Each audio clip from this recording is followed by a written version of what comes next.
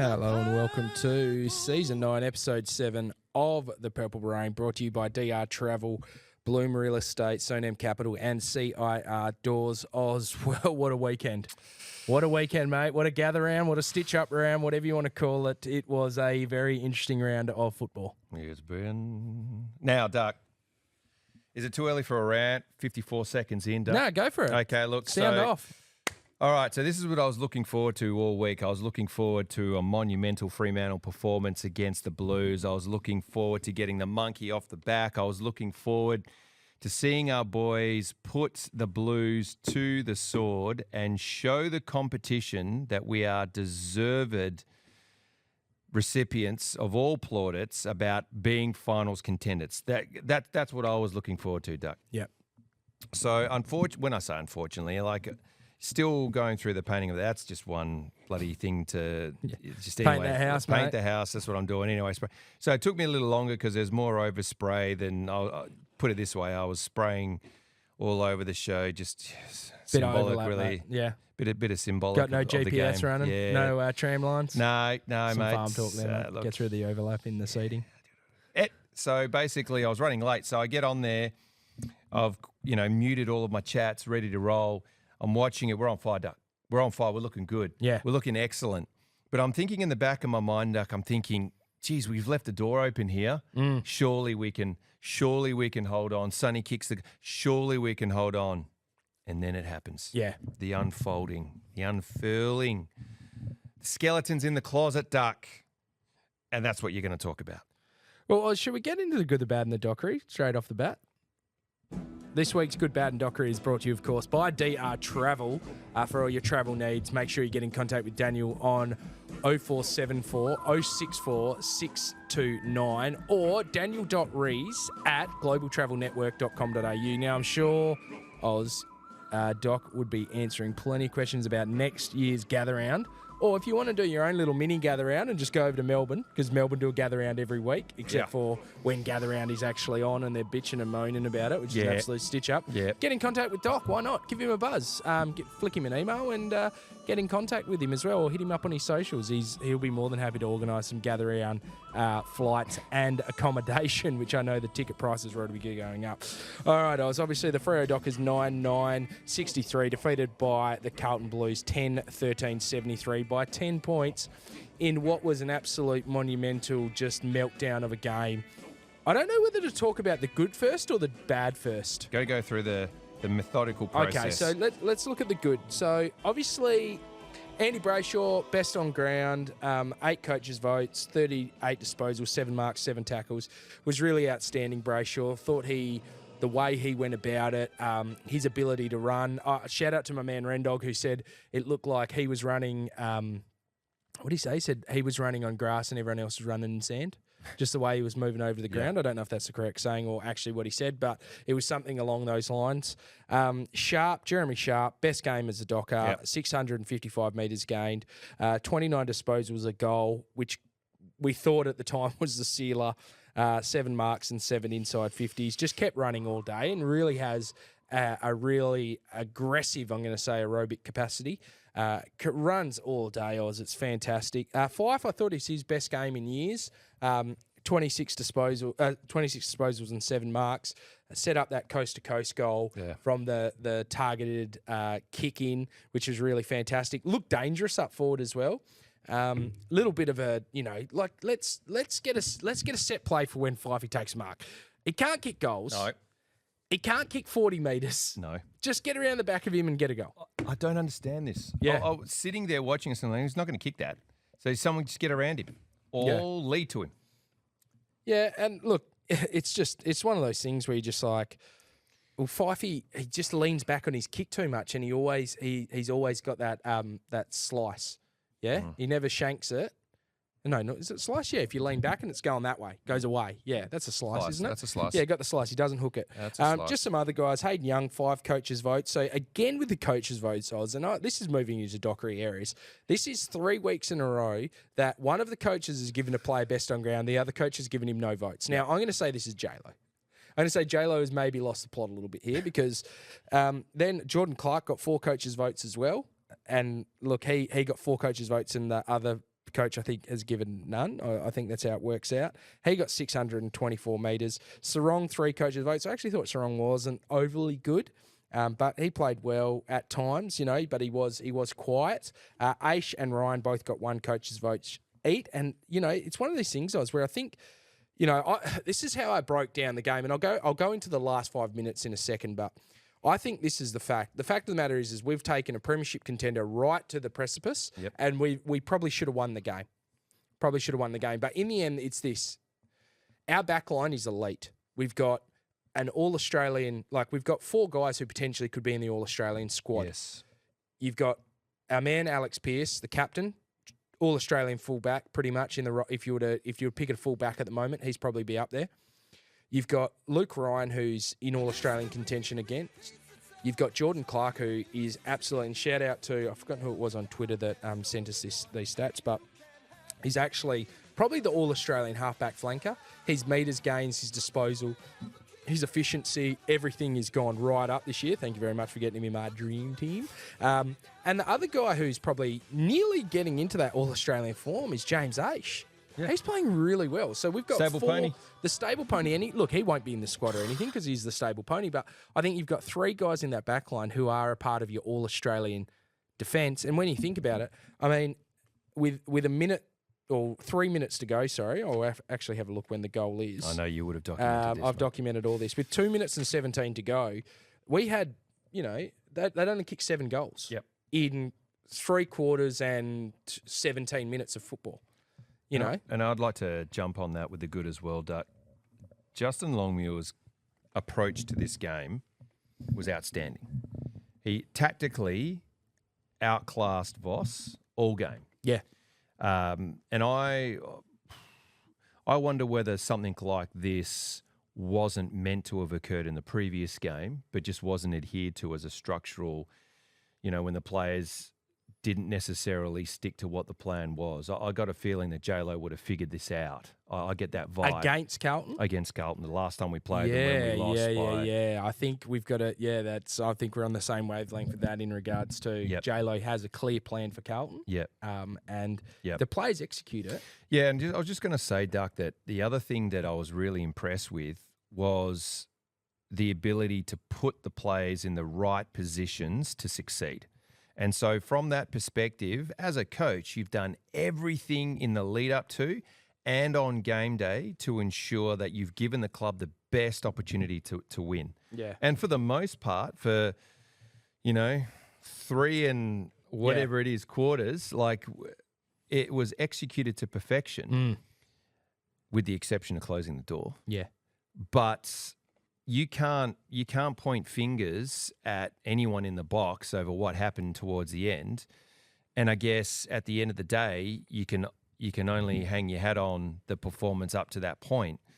But it was disappointing to see the composure that was lost, Duck, and I think that's where you're going to go with this. And look, Oz, I mean, I'll have a look back and I'll go over it in a sec, but I just want to talk about it now that, when you're 2 guys that are loose in the back line, Bailey Banfield and Josh Tracy, let's be honest there. They're 2 of your weaker players in your team. Let's have some guys who have some brains and some composure as well. But I'll go over that. And look, what I was getting back to was essentially, our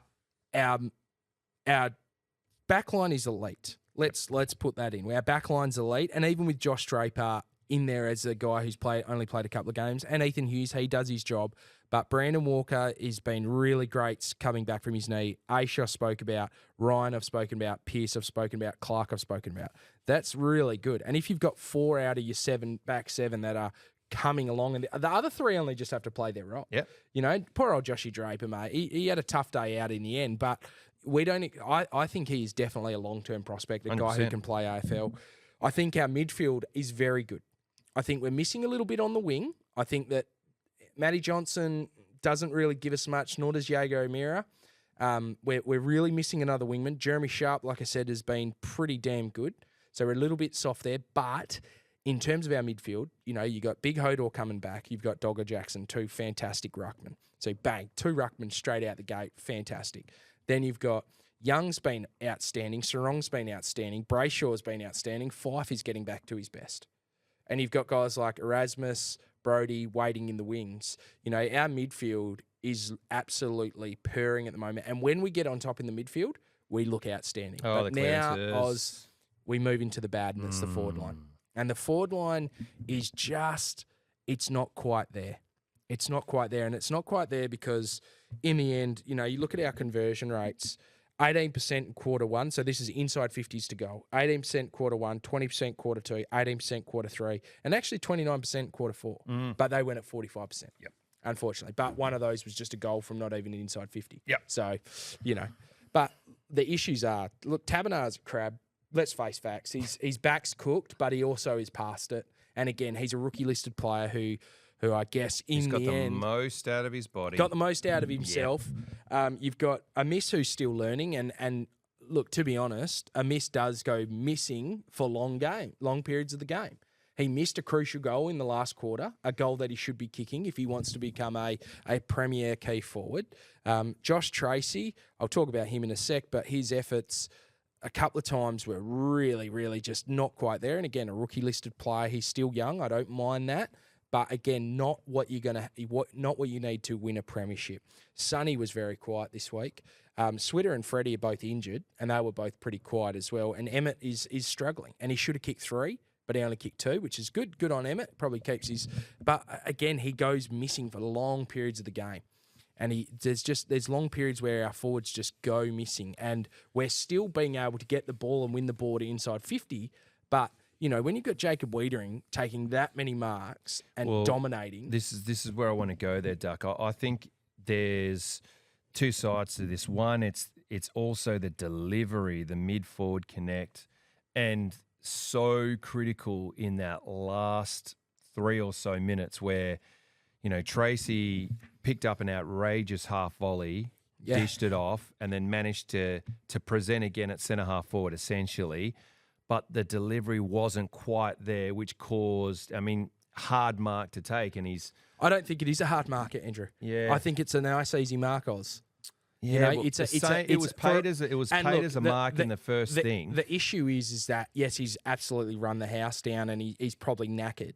And look, Sonny could have done a slightly better kick, but you're an AFL grade player. If you're getting both hands to it, you have to mark that. Yeah, but I still think inside 50, though, like some of those, to get back to what I was saying, like some of those kicks inside 50 could have been better placed. Yeah, they do need work, but as well, like the forwards need to work on a little bit of their blocking and their composure and their leading patterns. And I think we need to honour Jai a little bit more on his lead. If you watch the games, he leads at the ball carrier a hell of a lot and it doesn't get kicked to him. Yeah. So just honour the young bloke. Let's start kicking it to him a little bit more. But I think as well, the delivery inside 50 is a proponent of how we set up defensively as well. It is a little bit slow. So it allows our backline to set up. It is a little bit towards the pocket, so it allows our backline to hem people in and have repeat entries. And it's a little bit of that flow-on effect from the Ross Lyon style, where you lock the ball inside 50 and it's inside 50s. Essentially, it's just a weighted number of inside 50s. Let's just go through this last 5 minutes, and we'll leave the macho man for, I reckon, the end of this. So I'm not going to go through the last 5 minutes. I'm going to last through the last 4 minutes and 44 seconds, Oz, and these are the key points. We're up by 9 points with 4 minutes and 44 seconds of game time to go. Yep. Okay. At 4 minutes and 06, Tracy drops the mark, / it's not paid. And then the other issue is that Sonny overcommits. So Sonny overcommits rather than hemming the player in, he jumps in the air. As soon as he's off his feet, the player goes around him. 3 minutes and 9 seconds, that ends up in a point to Carlton. At 3 minutes and 9 seconds, Pearce gets holding the ball on Oates. Ace then kicks the ball to Tabernar on the wing.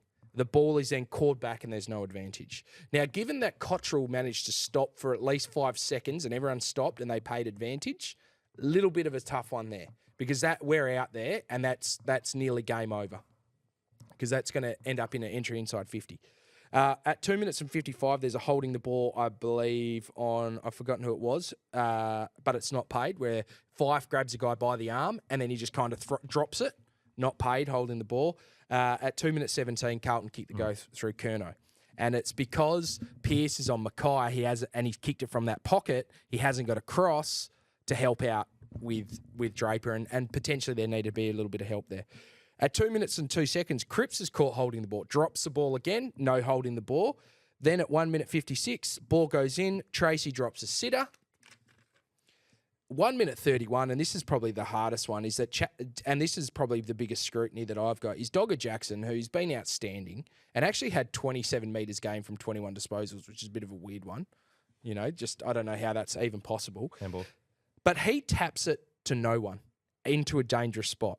And the reason is because if you go back and look at the footage, De Koning's standing next to him, but Cripps goes up against him in the ruck. So I think he gets confused. He's waiting to go up in the ruck against De Koning, but Cripps does the ruck tap. Now, I think Cripps nominates, and Cripps had won most of the ruck taps that he'd won, and he did them well to advantage. So it ends up that Jackson hits it to the spot exactly where Carlton would want it, back towards the centre. Don't know why he's not trying to hit it towards boundary. Don't know why our players aren't protecting that side and then not trying to say to Dogger, mate, Dogger, got to be boundary side. Got to be boundary side. And Dogger's coming from the wrong way as well. Like as a ruckman back in the day, you want to be coming from where your goal square is. Come from that direction so you can nullify. If they're going to tap it back there, you can hit it their hand or get it going that way. You want it going towards the boundary. Interesting. So Dogger's completely stuffed up there. Because the other thing as well that really gets my go is that if you look at that setup, I don't know who's the player we're supposed to be hitting it to. Brayshaw's kind of running around. Who's the guy who's getting the clearance? We've got Banners in no man's land who might be trying to stop that front of the clearance, the quick kick. And then we've got Tracy in between Cottrell and Mackay. And he's not really doing anything. Are we looking to tie it up and get repeat, bounce ups, throw ups? Yeah, okay. So if that's the case, you know where you tap it? Straight down. You don't tap it wide. Repeat. Now, I think I've said Mackay instead of Curnow a couple of times now. But Curnow, obviously, Curnow or Mackay, I don't care. But Curnow, sorry, I've said instead of Mackay a few times now. So please don't hold me down on that. But now let's get into this descent/touched. So they kick the ball. Obviously, it goes to the kick goes in. It hits Aisha's arm. Fife also touches it onto the guy's foot, so it seems like it's touched from that. The mark's taken by Cottrell. Jordan Clark, he kicks the goal. Jordan Clark gives the descent. There's no idea what's going on.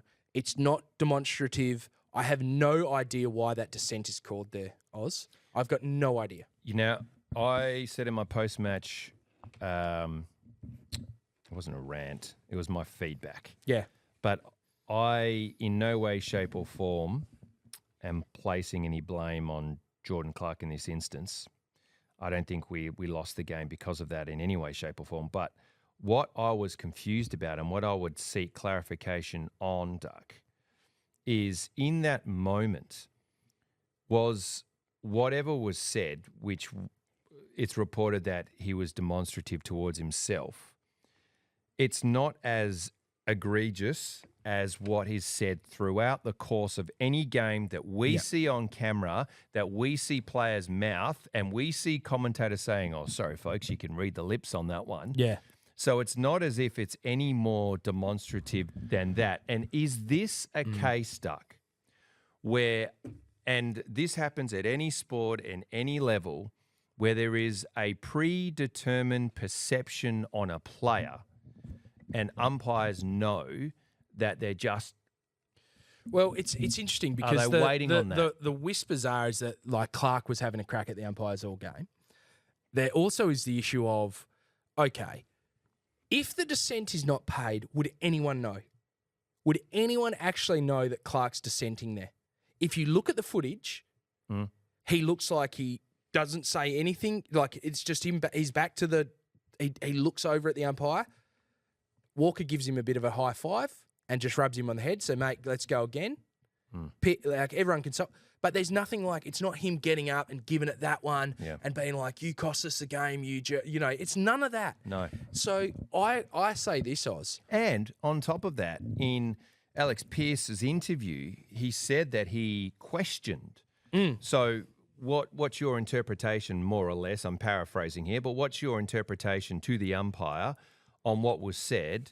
And he couldn't clarify exactly whether it was towards him. It's just what he heard. Yeah. So in which case it's even more grey. Now, again, that doesn't mean that we win the game if it's not paid. I'm not saying that. But there's just a couple of things, and this is where I'm going to go on a bit of a rant here, Duck, that it just seems as a Freo supporter that we seem to be on the end of these most random dockery calls that I don't see big name clubs come out and cop on a regular basis. When's the last time you've had in the club history an umpire take a mark from a kick of your club? Yes. When have you seen Siren Gate happen? Yep. Win a game midweek because, The last time it's not the last time, but when we played Carlton before, and I'm sure it was at Optus, mind's going. It was at Optus, yep. And it was the free kick and the 50 metres. Yes. Probably not there. But to win the game. Yeah. And the guy wasn't even close to it. And the guy wasn't even close to it. So how many times are we going to cop that? Which is why my macho man's a little different, but we'll do it afterwards. No, but look, in the end, I say this to the AFL. Okay, if you admit that it should have been touched, then you're allowed to be defiant. You can have dissent because they made the mistake. So you can dissent. It reminds me once I played AFL 9s, right? And the umpire wouldn't blow his whistle. And I was like, mate, blow your whistle. And he's like, stop yelling at me. I was like, if you blow your whistle, I wouldn't yell at you because you're literally not blowing your whistle. Like this isn't you're doing the wrong thing, you're doing the right thing. Yeah. It's, hey, this is what's happening. You need to improve on it. But there's also that it just does my nut, mate. At every level, and this is, at every level, what sport you play, there is that chatter amongst a reputation of those people who dissent, and that I'm not immune to that as a coach. Yep, you're a little bit of a dissenter. I love a dissent. I'm not aggressive, but I'll certainly, hey, what 3 I'll make those whatever calls. But I also know. Do you ever count out loud when you you go 1, yes. 2? I've done that. Only if it's not being picked. But if we've been pinged, but it's not being picked up at the other end, love it. But I know for a fact that it's discussed at that umpire level. That's like, oh, you got to watch this guy. He'll dissent. He'll get stuck into. There's a reputation. So I guess my concern, and you've always got to be positive towards, if you can, and I get that, towards umpires, they're doing, and all that sort of stuff. So we're not advocating in any way, shape or form to go out there and effing and jeffing towards umpires. Not saying that at all because they deserve the respect. But there is also the human element to this, which is a predetermined bias viewpoint towards certain players. Now, I ask you the question, has the amount of chatter that someone like, say, Selwood back in the day used to give towards umpires, and not once was there a dissent called. And yet this is the one time you're going to call dissent against a player. Is that a crucial aspect of a game? How about this, Oz? Shout out to our man Joe from CIR Doors who let us in on this. The last dissent that was called that resulted in a goal, Carlton versus GWS. Carlton kick a goal to hit the lead. Coniglio, Stephen Coniglio gives away a bit of dissent. Yes. Carlton get to have another shot on goal, kick the goal, win by 10 points. In the dying, to seal the game again. And look, this is the hard thing is that, okay, so the mark's not there. All right, the mark's not there. And this is the other annoying thing. So we have 4 umpires. Yep. Got 4 umpires, but like Cod spoke to us up in the media box, you're not getting in you're not getting in 9 more good umpires. You're getting in the 9 worst umpires are coming in. So the 4 umpire thing is just stupid. Because all you're doing is bringing in umpires that don't know how to umpire. Then you get dissent. And look, the thing that I'd say to you about the dissent stuff is Jordan Clark is not demonstrative in that footage. He does not waving his arm around. He's not pointing. He's not doing anything. It seems like a calm and cool, collected dude who's just simply, maybe even if he's saying the worst stuff ever. Guess what? No one can hear it. It doesn't look bad. We've cut to commercial because they've kicked a goal. So don't worry about it. It's not getting shown anywhere. Which is why it took so long for the goal to be kicked, because they cut to commercial and then waited until I come back. Okay, now I'm going to. This is strange. Yeah, it was just weird. It was just. All right, on that, Oz, obviously there was a little bit of tea on the old X as well. So an ex-umpire who has been banned for betting on games or giving out stuff on games came out and said, well, Jordan Clark's a bit of a turd and I had to warn him in a 14 versus 14 COVID game for having a crack at the umpires. He's a passionate guy, gets a bit of white line fever. But your macho man of the week, this week brought to you by Bloom Real Estate. Of course, if you're buying or selling and you want a macho man on your side, WrestleMania on today, mate, as well. Undertaker was on there. Shout out. Buying or selling, why not give Fraser a call? He's a bit like the Undertaker of the real estate game. Mate, you can't beat him. You cannot beat him, especially WrestleMania style. Yeah. So give him a call on 0439 092 248 or Fraser at bloomwa.com.au. Who is your Macho Man Oz? I'm going left field, Duck, and it's because of the very fact that someone has come out from the football club and put forward a strong statement on behalf of the club and Geordie Clark. Because it's easy to take pot shots from the cheap seats. And I quote, Online. Jordan is a quality young man and a fantastic person who's done an enormous amount of work for our club on and off the field. Furthermore, we stand behind him with our fans, knowing the quality of the person he is. And this is what I like, Duck. This is what makes Joe Bridie the Bloom Residential. Bloom Real Estate. Bloom Real Estate. Getting it all wrong here, mate, because I'm very emotional about this. So here we go. To have someone that brings your character into question on Twitter who really has no credibility whatsoever is really frustrating and disappointing. Shout out to you, Mr. Bridie. And I understand why J-Lo couldn't make that call post-game because he didn't have all of the facts and he wouldn't have had all of the information and any of the camera angles that we've seen and all that sort of stuff. But a very measured response, and I think executive general manager of football comes out and goes, whack. That's what your club needs from you. That's what fans who are feeling aggrieved, they just need a little something. Yeah. A little something to hang their hat on. Now, we're already upset about losing the game that we should have won on so many levels, Duck. And again, it's not why we lost the game. That is not why we lost the game. Geordie Clark is not the reason why we lost that game.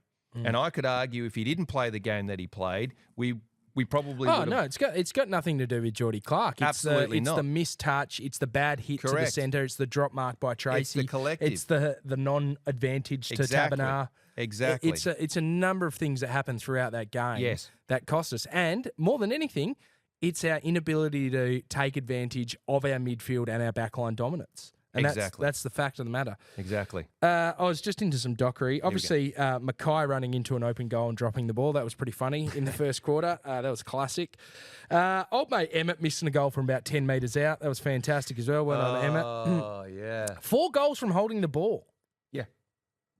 Against Carlton. Carlton. I had someone in the old chat group question a couple of those. And I don't think... Every single one of them, they took the tackler on and they got caught holding the ball. It was great tackling inside 50. What makes it Dockery is that we never get those calls. Never, not in a million years. Not in a million years. So we had all of the KPIs going our way. Yeah. Crazy. Obviously, Cottrell getting that advantage where everyone stopped and then he ended up kicking the goal. Like Luke Ryan stopped. Everyone's standing there like, again, Jordan Clark, very quick play. Probably maybe could have chased down, affected the kick. No. The sub going off and Freddie getting injured literally 2 minutes later. 2 minutes later. Tracy giving the bell, hitting Mackay and sending him into next week. That was awesome. Big hit. But then the end of the game is the most Dockery thing ever. It's up there. It's like all the fans and you're just like, man, what is the point often? Like, what's the point?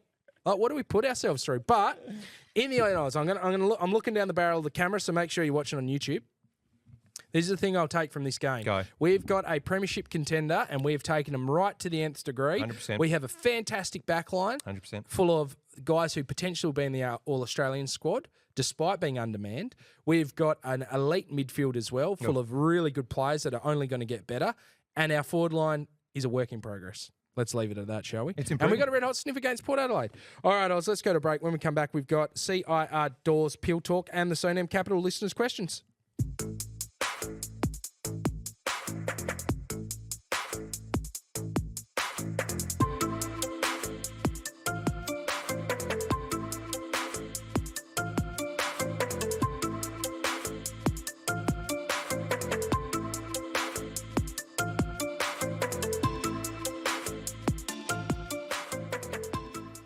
Welcome back to Season 9, Episode 7 of the Purple Rain. Purple Rain. Oz, let's get into some Peel Talk brought to you by CIR Doors. For all your commercial, industrial or residential door installation, service or repair needs, make sure you get in contact with Joe on 92487705. Now, Oz, believe it or not, I saw a CIR Doors ute driving along the road the other day. I thought it was Joe. It wasn't Joe. It must have been one of his workers because I was getting ready to toot and I looked across and it wasn't him. But no doubt Joe's just in the office or he's probably out there doing some work somewhere. He's up else. ladders. He's up ladders. Your ladder's still at my place, mate. It's Joe under still hasn't picked up the ladder. No, it's still under my trampoline. He's a busy man. Make sure as well, guys, if you want to get in contact with Joe as well, why not look up their website, cirdoors.com.au. Give away a ladder as a Give prize. away a ladder. Actually, I need a ladder, mate. Hey, what about if we keep the ladder? The person that wins the tipping gets the ladder. Gets the ladder. Well, we have to ask Are you Joe. okay with that, Joe? I'll take that as a yes. Good. All right, so Peel Thunder 9-12-66, lost to the Subiaco Lions 14-8-92. Obviously, Chapman and Noddy O'Driscoll came back into the game. Chapman, the better out of the two with 18 disposals. He'll have a couple more games, I think, given how he is progressing back from that hamstring. Will Brodie, 25 disposals. Looked all right, 7 inside 50s. But it was a young man by the name of Jack Deleen, who kicked 1 goal to Oz. He looks small, but he could be anything. It was interesting to see that Neil Erasmus and Patrick Voss both didn't play. So potential changes for next week. Obviously, Frederick is out with a hammy and Switkowski may be out with a calf. Yeah, that's We're yet to hear the prognosis on that, but Frederick's definitely out with a hammy. I know what we're doing here, Duck. Big Hodor comes in. Yep. What else do you think will happen? Oh, I think what we're trying to do is remove all of the pace from our side. It's a strategic ploy. Slow it down. Anyone who can run a 30-metre dash Is out. Quick players out. Quick slow players players out, in. mate. Slow play. Oh, that's going to hurt. That pace is going to hurt, mate. Oh, God. Do you think Rosie. that we make more than Dear God. 2 changes? Because we've got to make 2 changes. We've got to make with the injuries. two changes. First of all, Darcy's going to come in, you'd think. Yep. And I think that's a good thing for Jackson, 100%. But we're not going to play Jackson, Tabernar, Tracy, and the Miss, are we? No. So I think Tabs probably comes out. Yep, Tabs gets dropped. Darcy comes in. Yep. And then injury-wise, this is going to be interesting. So they got to just roll, for example, O'Meara in. But then you really get the one-dimensional midfield. Or you're looking to change that up a little bit. I don't know. Does Driz is still? He's just come back. He needs another 2, injury. Maybe a game. He or played 2. limited time at Waffle, mate. So he did needs to play full games. So did Chappie. So they need to play full games at Waffle level before they're even considered back in the team. What's your thoughts on Scoops? Look, because we were hot and heavy on Scoops early on. Scoops could be a red hot sniff, but I think what they're probably likely to do is they're going to bring in Raz to play as a half forward. Okay. Yeah, play the high half forward role. Yep. Which is a little bit of graveyard. Yeah. But we know Raz is a good tackler. Yep. We know he can bring some aggression. He's not as fast, but he's a little bit taller. Going to find the ball. So, yeah, and he is going to find the ball and he can kick a goal. So, yes. I think we're likely to see that, Oz. But, yeah, I think Tabs he's definitely in the gun. And he looks sore. He looks sore. Yeah. But, he goes to contest, he competes, he can bring the ball to ground, but he's just looking sore. And I also think there were a couple of times there, and I guess that's the problem with the preseason where you don't necessarily get that synergy. A couple of times, Tabs leading into the space. Yeah. If you watch that closely. Yeah. Plenty of Tabs leading into space or Tracy or a Miss all running into each other, not quite having that. And I think Jackson, Tracy, and a Miss, probably that Triple J attack, probably have a little bit more, what would you call it, synergy with each other. So you think Triple J better than Double J? Double J does have some bangers, but Triple J is for the kids, mate. It's for the kids. Yeah. G-flip. You know what I'm talking about? It's all G-flip and stuff like that. All right, Oz, let's get into the Sonam Capital listeners' question, shall we? This week's listeners' questions is brought to you by Sonam Capital. If you need any financial help, home loans, refinancing, maybe you had the Dockers at the line at 8.5 points, which would have been one of the worst beats of all time. Gamble responsibly. Gamble responsibly, of course. No, but if you need any housing loan stuff, any kind of financial help, just give Nick a call on 0409 626 561 or email him, nick@sonamcapital.com, for all your financial needs, Oz, because he's a great guy and he would have been spewing on the weekend. Yeah, he would be. Actually, you know what? I think all our sponsors would have been spewing on the weekend because it was a stitch-up. I'll give you the hot tip, mate. He's probably not going to make you come back for an appointment after you're told on the phone that you don't need an appointment for a business type situation. Oh, mate, how's this, guys? We are trying to get a business account because Bankwest decided to shut down our business account, me and Oz. So we get told, yeah, come in, you'll be fine. Went in, no, you need an appointment for something like that. Okay, I got told we didn't need an appointment. Like, how hard is it to set up a business account? It's like, what are people allergic to? Are banks allergic to money now? Is that what's happening? I think so. Is this what we're Admittedly, we didn't necessarily look like the type of customers. I'm wearing Take our money, mate. the 350 Wagner, shout out Wags. Oz, 350 Wagner take shirt. our money. Speaking of shout-outs, I'm going to start listeners' questions with a shout-out. Yeah, go. Shout out to our fellow podcaster, Poppy Penny. Oh, yeah. Who does the ABC Sports podcast when Patty Stack's not there. I think she does produce it. Shout out to her for saying that even though she hosted 10 of these podcasts over the summer, her dad was more proud. And shout out to you, Maddie, for the shout-out on the Purple Rain. Shout out for the shout out. So, I mean, you work at the Auntie and you do the sports daily. Yeah, that's cool. Yeah. Get a shout-out on Purple Rain. Yeah. My pride and joy. You're my pride and joy, Penny. That's what I reckon Matt's done. You're my boy. I love you. I've never been so proud of you. Why? Duck from the Purple Rain gave you a shout out, and I love you. All right. So, no capital. Let's get into these listeners' questions, Oz. All right. My first one for you is from Fabian Stewart. What's the stealth jumper the reason the touch wasn't called? Love the jumper, but perhaps surprised so much stealth it couldn't be seen clearly whether it was touched off the boot. Well, look, I actually think the issue more lies with perhaps not setting a PB in the gym for a certain stable pony. Maybe if he was working those guns and getting the girth bigger around the tricepial area of the transformal dorsius maximus. Well, actually, Eddie Maguire said today that he should have, if he executed the smother properly, it wouldn't have been an issue.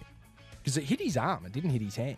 But he was going back though, wasn't he? Wasn't he doing? What about this one, Oz? This is my theory, and this is a question without notice. Yeah. Do you think that every in gather round, one team should have a predominantly black jumper, like the GWS Giants, or like what we did, and the other team should have a really predominantly white jumper? Hey, like with white shorts and white socks. Like one team's all white and one team's all black, pretty much. Don't you think that'd be sick? Like for every team to do that. And you know what? Even Collingwood could do it.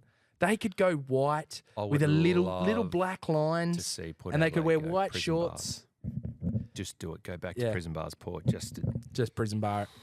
All right, what do you got for us, mate? Stick it right up. This is from Moyle Kane. Where does that rate in all-time Dockery losses, Duck? It's up there. It's worse than it's probably equal with the goal after the siren against Carlton last time. Yeah. That's where my mind goes to, because again we had that game won and we lost it. We snapped defeat from the jaws of victory. But it's the next thing is Siren Gate, because obviously Siren Gate was a umpiring issue. But didn't they? But at least we won. We won. They go. So does it make it worse than Siren Gate, Oz? Well, again, I go back. That's not the reason why we lost. It's Dockery, but it's not why we lost. So again, I mean, someone asked me before about the 7 stages of grief, and I think because we're experts in going through said 7 stages of grief with the football club, that we're so used to it, we bypass all of the negs and we go straight to the realisation, like, geez, we just weren't good enough on the day. Yeah. I guess if you look at the time continuum on the flux capacitor, you've got those people who are going to fly off the handle and yell and scream conspiracy theories from the AFL investigating, text messages between Carlton board members and umpires, all the way through to I've just given up on life and I just don't want to talk about it anymore. And somewhere in the middle is where the vast majority of us sit. And I think, to be honest, Duck, I look at that, I go back to it again, I go, well, we should never have been in that position. Yep. And when the composure was lost, that's all part of an emerging team. You've got to get that composure. Carlton just now are starting to see the fruits of their labour. And I hate to say that, but that's just where we're at. But you know what? Question without notice, actually. Can I Yeah. fire back at you? Yeah. Do you think a loss like that now is best served down the track as impetus? Because they're Yeah. going to be dirty as, mate. Yeah, And if we play Carlton again, I don't know if we do, but if we play them in a final, we watch do. We out. play them here. We play them at Optus. Do we? Yes. Oh, nice. That'll be good. I'm sure we do. No, we mustn't do because that was a home game for us, wasn't it? I don't think we play Carlton again, mate. Let's hope this is going to be some... Oh, Hang no, on. Actually, we are away, I'm pretty sure. Let me look at my 50-50 calls somewhere. Yeah. I've got to be somewhere. Yeah, geez, I copped a lot of shizing for that, mate. Just What are you talking about? You cop 50-50s? nothing, mate. No, I was the 50-50s. 50-50 man. Oh, everyone's going on me Oh, like, my you call God. 50-50. It's like, it is what it is. Look at this. This is great television. It's great television looking at this. I'm trying to find the fixtures. Carlton. No, we don't play Carlton again, mate. We don't? No. Oh, No. God damn it. Well, good call. Yeah, good call. Good call, from bad us. call. What do you got for us, mate? Okay. Give us the next question. Yeah, good. Next question is, Chili Willy, which players would owe the team's hypothetical swear jar the most money at season's end? I reckon Geordie Clark obviously swears a little bit, but I'm going to go someone like I don't know if anyone's actually got a farming background. I feel like farmers swear more than most on the footy field. Mm. So maybe the big Dick Cyclone. I reckon he might be effing and jeffing a bit. I feel like Big Kahuna? yeah, the big Kahuna. Oh, side note, Oz. Yeah. The comments when Fifey got knocked out or got punched in the thing, I was like, my big thing was Fifey's probably like, namaste, my child. Just go. It's okay. Hey. The guy nearly lost namaste. his windpipe. How is that not going to be a 50-metre penalty? Those people who are complaining, literally the guy... Yeah. But like just Fifey's Johnny reaction. Fifey's actually, like, not even Johnny LaRusso. Who's the dude that sweeps the leg, like tries to get Johnny... oh, yeah. No, Daniel Lawrence out. What's his name? Isn't it Johnny Russo sweeps the leg? No. Before that, when he tries to take him out by kick him in the back of the leg, and Miyagi has to do that one. I don't know, mate. Yeah. That's more your thing. No, it's you. All right. James Marshall has said, what's your thoughts on the comments from the footy show about having potentially one captain's call in in every last quarter? People aren't going to like this, so feel free to bleep this out, people. I disagree with that. Yeah, I disagree with it. Because there's enough interruptions in the game, and what makes our game unique and what makes it beautiful is that we're not bogged down with so many reviews. And if you look at what's happened to the NBA as a result of challenges, it just slows it down.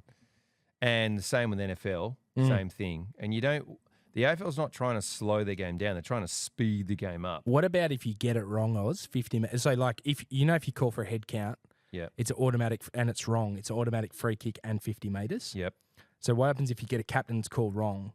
It's automatic free Execution? kick and 50 metre. Execution. And execution. And No. yeah, Look, suspended. yeah, I just think Don't it's, like it? No. Okay. What do you got for us, mate? This is from Money.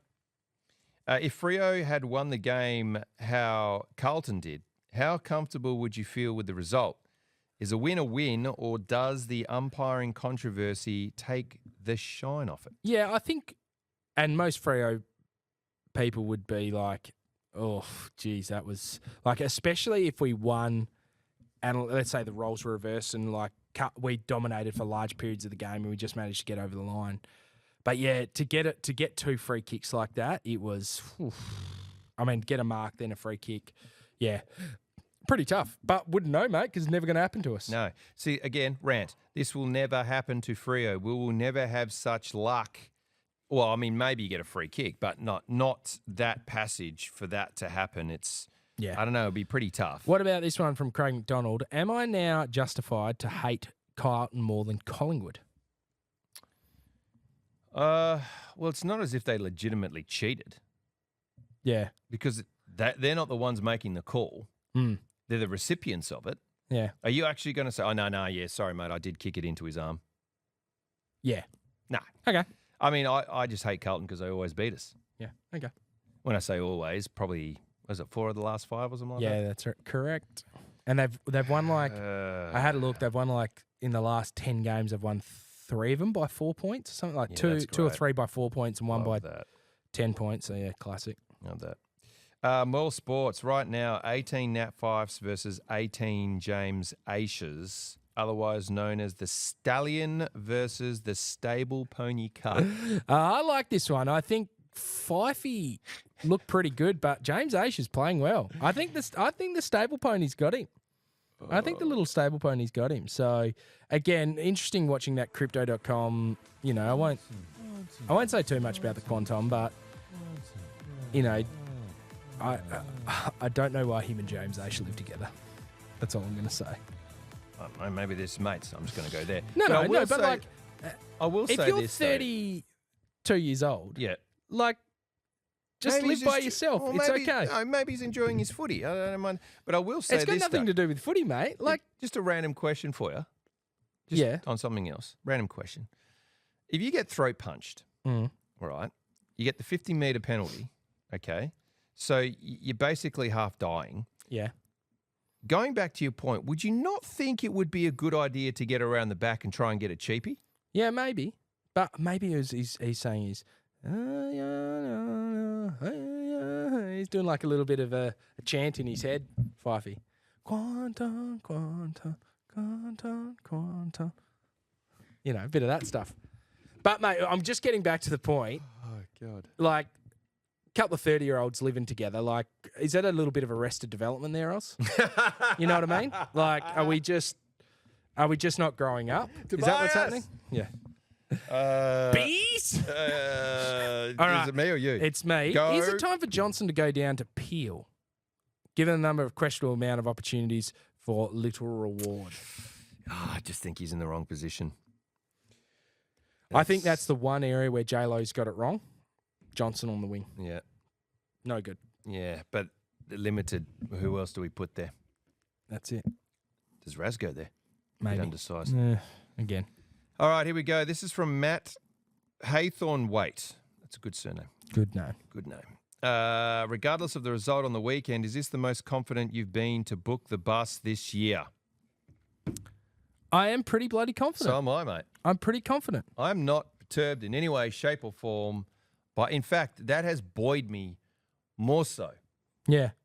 Why is it? I think we're a red why? hot sniff because, yeah, people were talking about, obviously, Carlton are going to come out and thrash us. We held Carlton to 7 goals for 3 quarters and 17 minutes, you know, and we did a great job with, again, an undermanned backline full of a few new no-names, but able to execute their role and a few bloody good backmen.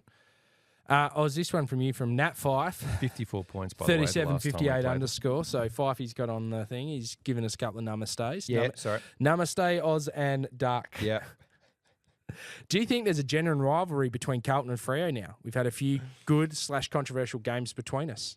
Well, the last, what I butchered before then, was the last time we played Carlton, we lost by 54 points, Duck. Yeah. We're back to making it pretty close. I like the rivalry because it brings out emotions in me that I didn't think were there. Yeah. I don't know why. I have no reason to hate Carlton other than I've been to a Carlton Freo game at Etihad and was abused with the mates that I was with by Carlton supporters that collectively probably would have had about 2 or 3 brain cells. But I think the vast majority of Carlton supporters that I know are mates of mine and they're good people. I don't know what it is about Carlton. It's just there seems to be a rivalry, I think more so than Collingwood. And aside from the obvious West Coast rivalry, I would have to say it's the closest thing we have. Yeah, I think at the moment it was Geelong for a long period of time. Yeah, it was, yeah.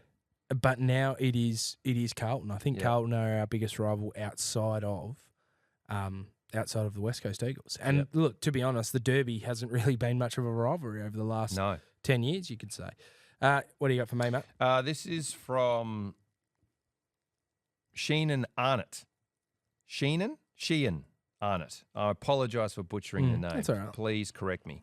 Does there come a time where a grown man shouldn't call himself Andy anymore if he wants to be taken seriously?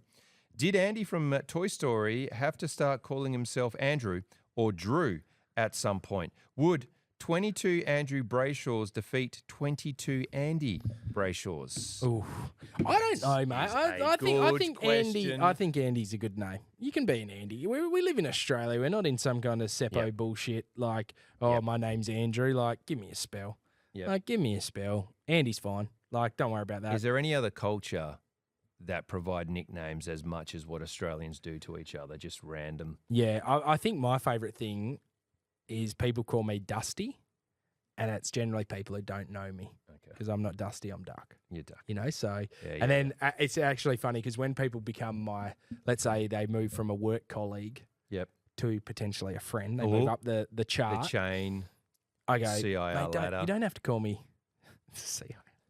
You don't have to call me Dusty. Yeah. My nickname's actually Duck. Yeah. So call me Duck. And it's good because there's people at work who call me Duck, and I know. I'm like, well, everyone calls me friend. Oz. Mainly because people used to butcher my name, and I told the story at the recent Year 12 retreat to all of the Year 12s, and shout out there, guys.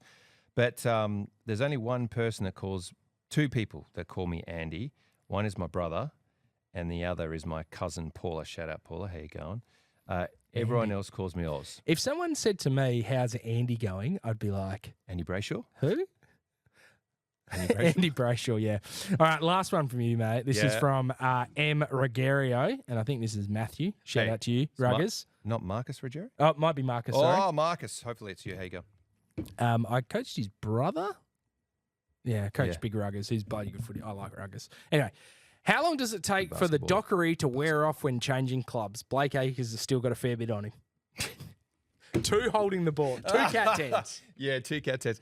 Look, I think Lockie Schultz is still working that one out. I think Rory Lobb is in the mire. In fact, no, actually, he's so far past being Dockery, he's just Rory Lobb.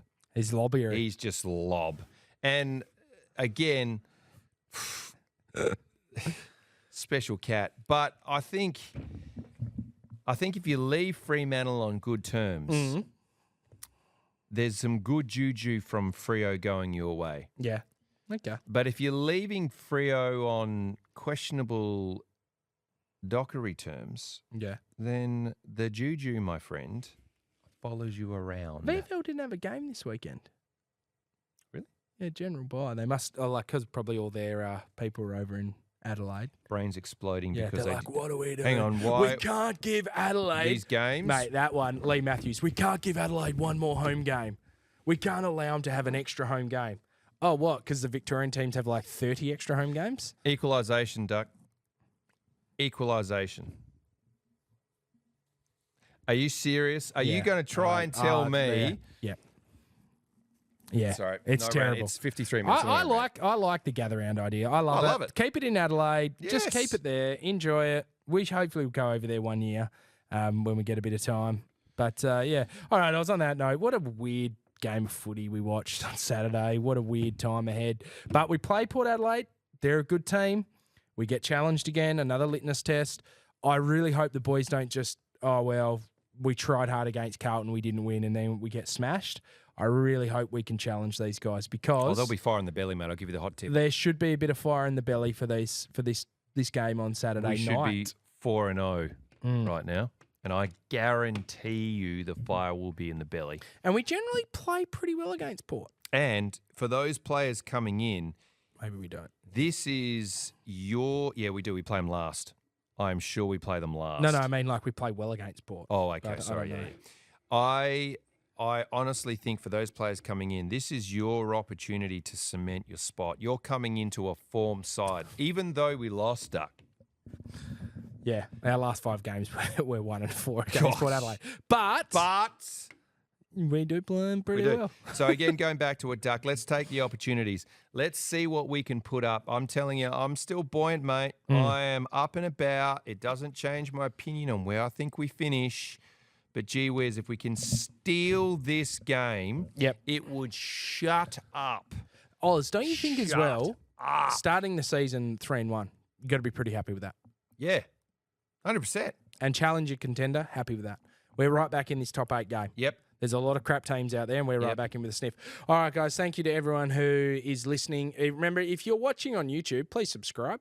We're at The Purple Rain 95 on YouTube, at The Purple Rain 95 on TikTok, but we're at Purple Rain 95, on Facebook, Twitter, and Instagram, and Threads. If you're still doing Threads, I haven't been on Threads for ages, but if you're still doing it, shout out to our man Michael, who's doing all our media stuff. Yes. He is the man who's in charge of that. So make sure you get around him with all his great posts that he's been putting up. And the only one I wanted was the Jordan Clark. He couldn't get it through with the sound. There's like a sound violation on TikTok, but I thought. He's like, what did you say? I said, whoever threw that piece of paper, your mom's a hoe. That's what I was hoping would put up, but that's what Jordan Clark said. Anyway, on that note, guys, thank you for watching. Thank you for listening. Remember, subscribe, rate, and review. We are at Purple Rain 95, Facebook, Twitter, Instagram, and at the Purple Rain 95 on YouTube and TikTok. Until next week.